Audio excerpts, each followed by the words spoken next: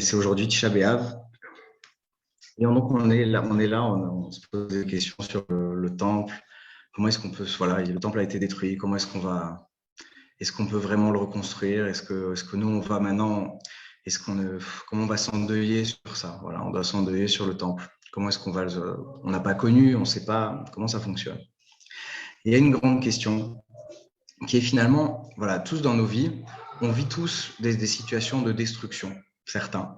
Voilà, des fois, voilà, on avait des échecs, on avait des moments, des bonnes situations professionnelles, et puis finalement, on s'est raté, on les a perdus. Des fois, c'était des situations familiales, des fois, c'était des situations spirituelles, super, voilà, j'étais bien dans mon judaïsme, etc. Puis un jour, j'ai fait une erreur, deux erreurs, etc. Et puis finalement, hop, j'ai pas réussi à gérer. Et cette situation sympathique, je l'ai perdue. Alors, dans tous les domaines de l'existence, il y avait des moments où voilà, les choses, elles allaient bien. Et puis, de nos propres mains, on a tout gâché. Et comment est-ce qu'on fait pour gérer les échecs de l'existence? Voilà, c'est Tisha B'Av, c'est le jour où on pleure sur la destruction du temple. Et Dieu, on voit qu'il veut qu'on vive avec ces destructions-là et qu'on apprenne à gérer les choses avec cette notion-là. Qu'est-ce qu'il nous veut, Hachem, et comment est-ce qu'on va gérer donc toutes les notions de reconstruction, parce que c'est ce jour-là qu'on va apprendre à gérer les choses qui ont été détruites et comment est-ce que nous, on va les reconstruire. Alors, on va commencer par un texte étonnant du Talmud. La Gemara, elle dit « Tout celui qui mange et qui boit à Tisha B'Av, alors c'est comme s'il avait mangé et bu le jour de Kippour. » Voilà. Alors, nous, on se dit « Bon, Tisha B'Av, c'est un jour de deuil sur la destruction de Jérusalem. Quel rapport avec le jour de Kippour? Le jour de Kippour, c'est le jour où on va faire Teshuvah, on va demander pardon à Hachem de nos erreurs, de nos fautes, etc. Mais quel rapport avec Tisha B'Av? C'est très, très compliqué. » Alors, pour essayer de comprendre un petit peu, on va rentrer dans un texte du Talmud qui parle non pas du 9 Av, mais du 17 Tammuz. Il est écrit que le 17 Tammuz, il y a beaucoup de choses qui sont passées. C'est la première brèche dans la muraille de Jérusalem. Mais le 17 Tammuz, il est écrit que c'est la première fois où le Tamid, le sacrifice perpétuel, vous savez qu'au temple, on amenait tous les jours un sacrifice le matin et un sacrifice l'après-midi. Tous les jours. Depuis que les Juifs ils ont construit le Mishkan, il y avait tous les jours un sacrifice. La Gemara, elle dit, c'était très beau, c'est que ce sacrifice expiait sur tout le monde. Il écrit que jamais personne ne s'est couché avec une faute à Yerushalayim, parce qu'il y avait les sacrifices qui expiaient toujours sur les fautes des gens, donc les gens vivaient mieux. Et alors, ce sacrifice perpétuel, un jour, les Goïms sont rentrés, ils ont pris le pouvoir et ils ont dit non, aujourd'hui, vous n'allez pas l'amener. Et on n'a pas pu. Ça, c'était un des grands trucs, un des grands décrets, un des grands malheurs qui sont arrivés le 17 Tammuz, parce que c'était un drame national terrible. On n'a pas pu amener le sacrifice perpétuel. Mais alors, il faut se poser la question, qu'est-ce que ça peut bien vouloir dire sur le plan fondamental? Voilà, on n'a pas pu amener le sacrifice perpétuel. Et comment ça arrive, ça? Comment est-ce que ça se fait que Hachem, voilà, il y a un truc comme ça qu'on amène tous les jours qui nous empêche d'amener? Alors, il faut savoir qu'il y a un truc dans la vie qui joue souvent en notre défaveur à tous. C'est ce qu'on appelle la perpétuité, c'est ce qu'on appelle l'évidence. C'est-à-dire qu'il y a des choses qui sont avec nous. On est là, on est avec elles, puis on est habitué, et puis c'est sympa, on kiffe, on est avec nous, notre famille, on a un boulot, on est marié, on est bien dans notre judaïsme, on est dans une communauté sympa, etc. Et puis tout est bien, voilà. On est habitué, on est bien, c'est comme ça. Et puis, on ne se rend pas compte, mais on s'habitue. Et plus on s'habitue, plus on se dit que les choses, finalement, elles se font toutes seules. Et nous, on oublie qu'il faut investir les choses. Alors, je suis dans un boulot, voilà, j'ai mon poste, mais un travail, il faut s'investir dedans, il faut, entre guillemets, donner envie à notre employeur de nous garder, même si, voilà, ça fait 3, 4, 5 ans qu'on est dans le poste, mais il faut investir. Quand on est marié, à plus forte raison, si on est avec quelqu'un, c'est quoi la clé du bonheur? La clé du bonheur, c'est pas juste qu'on s'aime au début, c'est qu'on entretient ça, c'est qu'on met du travail de couple, on s'investit nous-mêmes, etc. Dans notre judaïsme, des fois, on est bien, etc. Mais si on ne prend pas, on ne s'investit pas, alors finalement, les choses, petit à petit, on a l'impression qu'elles se font toutes seules, mais plus les choses, on les voit, et plus elles sont évidentes, et plus elles sont naturelles pour nous, et plus finalement, on ne se rend pas compte, mais petit à petit, notre cœur, il s'en éloigne. parce qu'on a l'impression que c'est évident. Et plus c'est évident, et moins on a l'impression qu'il faut le travailler, et plus on s'éloigne. Et c'est ça la dimension du sacrifice perpétuel, c'est que le Beth Amikdash, il n'a pas été détruit parce que Hachem il a décidé de s'énerver, il nous a montré ce qu'on avait à l'intérieur. Qu'est-ce qu'on avait à l'intérieur? C'est que on était au fond, à l'extérieur, on faisait des sacrifices, on était au Beth Amikdash, etc. Mais à l'intérieur de nous, on était loin. À l'intérieur, on s'est éloigné. Pourquoi? Parce que justement, petit à petit, on faisait des choses tous les jours. Tous les jours, on amenait des sacrifices, tous les jours. Et puis finalement, un jour, Hachem, il a dit, mais vous ne vous rendez pas compte que vous êtes le Beth Amikdash, il est là, vous faites des sacrifices. Et vous, à l'intérieur, vous n'êtes rien. À l'intérieur, vous n'êtes pas avec moi. Tous les prophètes, ils sont pleins de remontrances de Hachem qui dit, mais votre cœur, il n'est pas avec moi, vous ne me cherchez pas, vous n'êtes pas dans une relation avec moi, vous m'offrez des sacrifices, mais j'en ai rien à faire, j'en veux plus de vos sacrifices.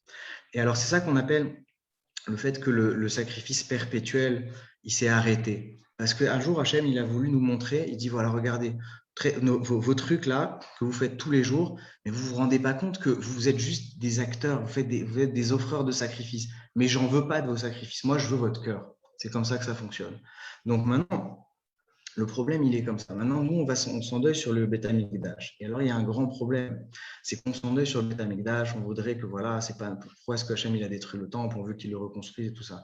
Mais quand on y était, pourquoi on s'endeuille? Parce que nous, on veut qu'il y ait la présence divine comme quand il y avait le temple, parce que c'était imposé, ça s'imposait à nous, c'était magnifique. On vivait avec Hachem, c'était super. Mais alors, comment les gens qui avaient ça, ils ont réussi à faire tellement de bêtises, tellement de avéros, tellement de choses. Comment c'est possible? Alors en vérité, c'est très simple, c'est que l'évidence, elle éloigne. Voilà. Quand le Beth Amikdash, il est là en face de moi, je ne me rends pas compte, mais petit à petit, je m'éloigne. Pourquoi? Mais il est là le Beth Amikdash. Mais lui, il est là le Beth Amikdash. Mais mon cœur, il est à des kilomètres. Mon cœur, vous savez très bien, avec une pensée, on peut aller à l'autre bout du monde, etc. Mais on n'est pas avec Hachem. Et quand on n'est pas avec Hachem, Hachem, un jour, il nous montre nos égarements et il enlève le Beth Amikdash, terminé. Et alors, le texte fondateur, il faut savoir que le texte fondateur de l'exil du Beth Amikdash, c'est l'épisode des explorateurs. Les explorateurs, qu'est-ce qu'ils ont fait? Ils sont arrivés, ils ont été explorer Israël à l'époque, on devait rentrer en Israël. Et alors, donc, ils reviennent, ils disent à Moshe, voilà, on a exploré la terre, c'est super, etc. Mais ils viennent, ils disent au peuple, ils disent, voilà, on vous dit la vérité, la terre, elle est magnifique, mais c'est foutu.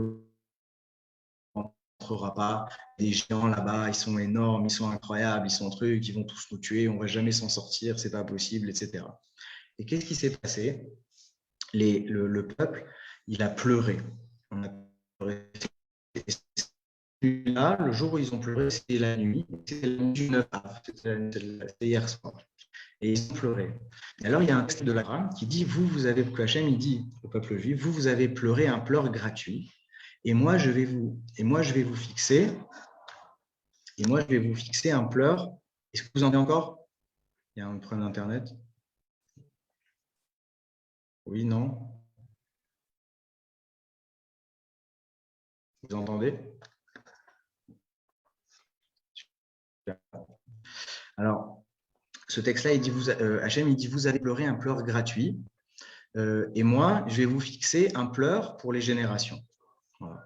Alors, les Juifs, ils ont pleuré, ils ont dit, voilà, c'est foutu, Hachem, il nous a emmenés ici pour nous tuer dans le désert, il nous a sortis d'Égypte pour rien, on va tous mourir, etc., avec tout l'absurde que ça peut avoir. Mais ils y croyaient, en tout cas, ils étaient paniqués, et ils ont pleuré. Et alors, Hachem, il a dit, vous pleurez des pleurs gratuits, moi, je vais vous fixer un pleur pour les générations. Alors, c'est quoi l'histoire? C'est que Dieu, il a dit, ah, vous m'avez énervé, là. Vous allez voir, moi, je vais vous donner des bonnes raisons de pleurer.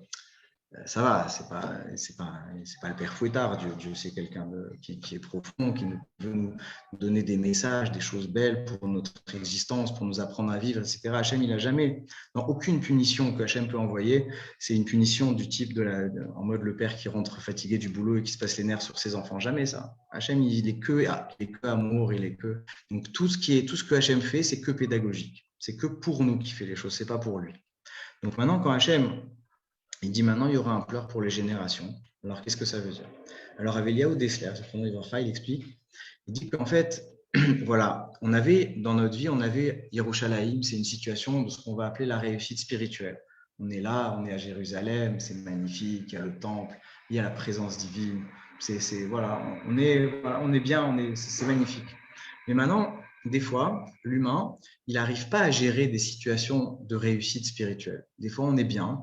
Et le fait, comme on a dit tout à l'heure, le fait qu'on soit bien, eh ben, ça fait une habitude, ça fait un relâchement, ça fait toutes sortes d'attitudes pas géniales. Et finalement, eh ben, ça aboutit sur le fait qu'on va perdre tout ça. Voilà. On perd le Beth Amikdash, on perd les moments sympathiques de notre existence, on perd notre éveil spirituel à nous, parce que par nos erreurs, on perd des fois un travail, on perd des fois un couple, on perd des fois toutes sortes de choses. Pourquoi? À cause de notre relâchement, à cause du fait que finalement, on ne prend pas la mesure de la valeur de ce qu'on a, et on n'investit pas, et on se laisse aller, et à la fin, les choses, elles partent. Et alors, le Rav Dessler, il explique, il dit, voilà, des fois, on n'arrive pas donc à gérer, et nous, on pleure des pleurs gratuits. Parce que malgré qu'on a tout, alors on se met à pleurer, on se dit non, j'y arrive pas, c'est pas bon, etc. Et on lâche les choses. Et alors, Hachem, il dit, je vais vous donner un pleur pour les générations. Et Rav Dessler, il explique que le pleur pour les générations, le fait que maintenant on s'endeuille sur l'absence de la présence divine dans le monde, dans nos vies, dans toutes les dimensions, eh bien, c'est ça qui nous permet d'être véritablement connectés au Beth Amikdash, à l'objectif véritable, à la présence d'Hachem, etc. Qu'en vérité, même si Hachem il a détruit le Beth Amikdash, nous, on peut toujours prouver un truc, c'est notre attachement à Hachem. On peut prouver notre attachement à Hachem comment? En montrant à Hachem combien est-ce qu'on aimerait qu'il soit proche de nous, combien on aimerait. Moi, je dis toute la semaine là, que dans la vie, on fait tout ce qu'on peut. Faire ce qu'on peut, c'est déjà quelque chose, c'est pas mal, c'est bien de faire ce qu'on peut. Mais maintenant, il y a un jour dans l'année où on dit, regarde, moi, je fais ce que je peux, ça ne m'intéresse pas. Moi, je veux être proche d'Hachem. Moi, ça y est, j'en ai marre maintenant. Je ne peux pas assez, j'en peux plus, c'est pas possible, on ne peut pas continuer comme ça. Il faut que j'avance, il faut que je me donne les moyens, il faut que Hachem y revienne et je veux pas, je fais pas la paix avec cette situation-là, avec mes insuffisances, avec mes manques, avec ce que j'ai envie. Je peux pas continuer comme ça. Ça, c'est le jour de Tisha B'Av. Et quand on s'endeuille sur le Beth Amikdash, on ne s'endeuille pas uniquement sur les pierres, sur le bâtiment, on s'endeuille sur le fait que nous, on aimerait être plus grand, on aimerait être plus fort, plus élevé, plus proche d'Hachem. Et on dit, voilà, nous, voilà, je voudrais aller plus loin, j'y arrive pas, mais je voudrais, et je pleure et je m'endeuille sur le fait que j'y arrive pas. Et ce deuil-là, il est la capacité à être proche d'Hachem malgré le fait que la chose soit détruite. C'est-à-dire que pourquoi est-ce qu'Hachem il détruit le temple? C'est parce que nous-mêmes, notre cœur, il s'est éloigné et on ne le mérite plus, le temple. Mais comment est-ce qu'on va rester proche d'Hachem malgré le fait qu'on n'est pas apte à garder le temple? Et bien Hachem, il nous dit, voilà, mais je vais vous mettre dans une situation dans laquelle vous allez être obligé de pleurer pour la présence divine, pour le temple. Et c'est comme ça que vous allez être proche. Parce que quand vous avez la réussite, vous avez le temple devant, vous n'y arrivez pas. Alors moi, je vais vous mettre en situation où vous ne pouvez pas avoir le temple et vous allez pleurer pour. Et comme ça, vous allez être vraiment proche. Parce que quand on a envie d'être proche d'Hachem, eh ben, on est super proche d'Hachem. Et on ne se rend pas compte, nous on croit que ça se passe, il faut absolument être. Mais ce n'est pas vrai, quand notre cœur il aspire à quelque chose, eh ben, on est extrêmement proche. Et il ne faut pas avoir honte, ce n'est pas parce qu'on n'est pas capable, ce n'est pas parce qu'on n'est pas géniaux, on ne se trouve pas géniaux, qu'on ne peut pas se dire, ouais, moi je veux être proche d'Hachem. Et alors, mais tu as vu pour qui tu te prends, etc. Tu as vu ta vie, t'as le truc, toi tu veux être proche d'Hachem, qu'est-ce que tu veux? Je dis, ben oui, au moins je peux vouloir, non? C'est quoi cette histoire? Bien sûr, je peux vouloir. Eh ben je veux être proche d'Hachem. Et puisque je veux être proche d'Hachem, eh ben nos sages nous expliquent que quand on veut être proche d'Hachem, eh ben on est proche d'Hachem. C'est pour ça que Tisha B'Av, dans nos textes, ça s'appelle une fête. C'est une fête. Parce que c'est le jour où on est triste de ne pas être proche d'Hachem. Mais quelqu'un qui est triste de ne pas être proche d'Hachem, c'est un très bon juif, punaise. C'est quelqu'un d'extraordinaire.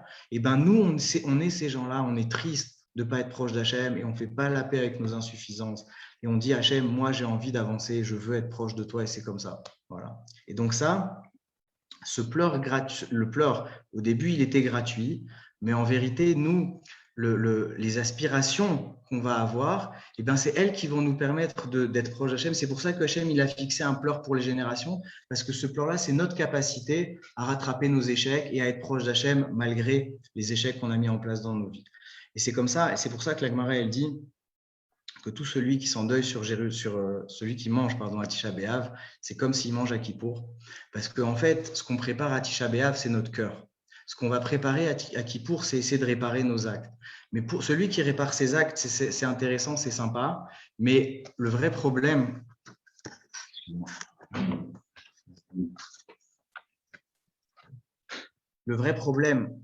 du deuil, le vrai problème de la teshuva, pourquoi on n'arrive pas à tenir notre teshuva, c'est parce qu'on a, on a inversé le processus. C'est-à-dire que non, on passe par des actes, on dit voilà, on fait teshuva, Hachem, j'ai fait ça, je suis désolé. Mais le vrai problème, c'est où je suis moi, il est où mon cœur? Il est où mon cœur? Et alors, à Tisha B'Av, eh ben, le cœur, c'est lui qu'on travaille. C'est lui qu'on travaille. Il n'y a pas d'autre chose à Tisha B'Av que le cœur. Où est-ce que je suis? Où est-ce qu'il est Hachem dans ma vie? Où est-ce que je voudrais qu'il soit? Et ça, quand quelqu'un il investit Tisha B'Av, il est en train de construire son Kippour. Ce n'est pas un autre jour. C'est que Yom Kippour, en vrai c'est la suite de Tisha B'Av. Et nous, maintenant, on se demande comment est-ce qu'on fait, comment est-ce que la Gemara nous explique comment on gère les échecs de notre existence. Eh bien, il faut savoir que maintenant qu'on a des aspirations, alors voilà, on donne un exemple comme ça, type, qui n'arrivera à personne, Bezrat Hachem, quelqu'un qui était marié, et finalement, bon, voilà, par son manque d'investissement, voilà, il a dû divorcer. Et cette personne-là, elle a divorcé. Maintenant, il regrette, tout le temps, il regrette. Pourquoi, punaise, j'étais bien, pourquoi est-ce que j'ai tout mis par terre et ça ne va pas du tout, etc. Maintenant, soit il fait de cet échec-là une dépression chronique, soit il fait de cet échec-là quelque chose d'extraordinaire. C'est-à-dire, il se dit, tu vois, c'est ça que je recherche, et maintenant, ça va être mon axe de recherche dans ma vie, et je vais construire ma vie autour de ce que je regrette. Voilà, j'ai envie de refonder un couple, et la prochaine fois, je le ferai bien, et la prochaine fois, je construirai ma vie, et la prochaine fois, parce que les aspirations, en fait, c'est elles qui nous guident, même si voilà, on est dans une situation de destruction, eh bien les aspirations, c'est elles qui vont nous aider à grandir, et il ne faut jamais lâcher les aspirations sur un passé qui aurait été sympathique. Pourquoi? Parce que ces aspirations-là, ce deuil-là, s'il est bien fait, eh bien, il fabriquera pas de la déprime, il fabriquera de la construction, il fabriquera de l'avancée. On veut être proche d'Hachem, le Beth Amikdash, il est détruit, mais on veut être proche d'Hachem. Alors notre vie, on va la construire mieux. On va faire mieux notre Kippour, on va faire mieux notre vie demain, parce qu'on a compris que ce qu'on voulait, c'était Hachem, et qu'on est là et qu'on est endeuillé sur le Beth Amikdash. Et alors maintenant, un petit truc pour investir le présent et pour ne pas en arriver là, à la destruction du Beth Amikdash ou à la destruction des situations positives de nos vies, eh bien, c'est dans le même texte. C'est que Hachem, il a dit, vous avez pleuré un pleur gratuit et moi, je vais vous fixer un pleur pour les générations. Alors, c'est quoi le pleur gratuit? C'est que les Juifs, ils sortaient d'Égypte. Voilà, les Juifs, ils sortaient d'Égypte et donc Hachem, il a tout fait pour eux, il a éclaté les Égyptiens. Qu'est-ce qu'il n'a pas fait pour eux? Et alors, on arrive, les explorateurs, ils viennent et ils disent non, il y a des géants, etc. Et les Juifs, ils paniquent et ils pleurent. Alors, nous, on dit, mais attends, vous êtes des tarés, vous n'avez pas vu que Dieu, il a tué tout le monde pour vous, tu tueras un géant aussi, c'est pas méchant. Et alors, la question, bah, ok, alors là, on va dire, ils ont paniqué, etc. Maintenant, pourquoi est-ce que c'est comme ça? Pourquoi on leur a tellement reproché un pleur gratuit? Bon, ils ont paniqué. Parce qu'ils auraient dû savoir, se rendre compte, ne pas oublier que tout ce que Hachem il a fait pour eux. Mais alors, comment est-ce qu'ils auraient pu se souvenir? Alors, il faut savoir que le cerveau, des fois, il a des oublis. Mais il y a une chose qui permettra à quelqu'un de ne jamais rien oublier, c'est la gratitude. Quand quelqu'un, on fait quelque chose pour lui et il a de la gratitude, alors il n'oublie jamais parce que son cœur, il se souvient. Et alors, le cœur, même s'ils ont paniqué, le cœur, il aurait été là, il aurait dit, ah, attends, t'as vu ce que Hachem, il a fait tout pour toi, regarde comment on remercie Hachem, c'est extraordinaire. Et la gratitude, en fait, c'est elle qui nous permet de réaliser la grandeur des moments qu'on vit. Parce que nous, on a dit les évidences, elles nous éloignent, mais en vérité, une chose qui peut nous rapprocher toujours de toutes les situations extraordinaires, c'est la gratitude. Si maintenant, nous, on travaille ça, de dire, voilà, quand je vis quelque chose de bien, je remercie Hachem, Hachem, c'est extraordinaire ce que tu fais pour moi. Merci Hachem que tu m'as donné cette communauté, ces amis, ces enfants, ce couple-là, ces enseignants, ce que vous voulez. Eh ben, merci Hachem. Quand je remercie Hachem, eh ben, c'est pas juste que je fais un acte normal de remerciement et c'est tout à fait normal, mais j'apprends moi aussi à prendre la mesure de ce que je suis en train de vivre. Et puisque j'en prends la mesure, alors je suis capable de l'investir et de le construire parce que je me rends compte de la chance que j'ai. Alors, si on veut tous reconstruire le Beth Amikdash et réussir notre existence, alors il faut tout simplement apprendre à remercier Hachem et dire chaque jour, Hachem, regarde tout ce que tu me donnes sur le plan spirituel, sur le plan matériel, personnel, psychologique, professionnel, toutes les dimensions de l'espace. Eh ben, Hachem, je te remercie. Chaque jour, prendre un peu de temps, voilà, remercier, mesurer la chance qu'on a. Et quand la gratitude, elle nous permettra d'avoir des yeux pour voir, eh bien, on verra les choses qu'on a devant les yeux. Et là, on arrivera à les construire parce qu'on les estimera et on va s'investir, on va voir la chance qu'on a. Bezrat Hachem, on va remercier Hachem et la gratitude, elle va enlever le pleur gratuit qui a causé le pleur pour les générations, et on arrivera à reconstruire ce Beth Amikdash dans notre cœur. Et quand on l'aura bien reconstruit dans notre cœur, alors Hachem, c'est une certitude qui va nous l'envoyer à l'extérieur aussi. Hachem, il vous envoie toutes les brachot. Le Rav Shimshon David Pinkus, il disait que Yom Tisha B'Av, c'est un jour de lumière, c'est une fête. Alors, il y a des prières de Yom Kippour qui attendent encore les prières de Tisha B'Av pour monter. Alors, allez-y, demandez, priez, parce qu'on est aujourd'hui très, très proche d'Hachem. Et il ne faut pas lâcher. Et Bezrat Hachem, on va obtenir tout ce qu'on veut sur le plan matériel et aussi surtout sur le plan spirituel, arriver à se reprocher le maître de Hachem. Que Dieu vous bénisse.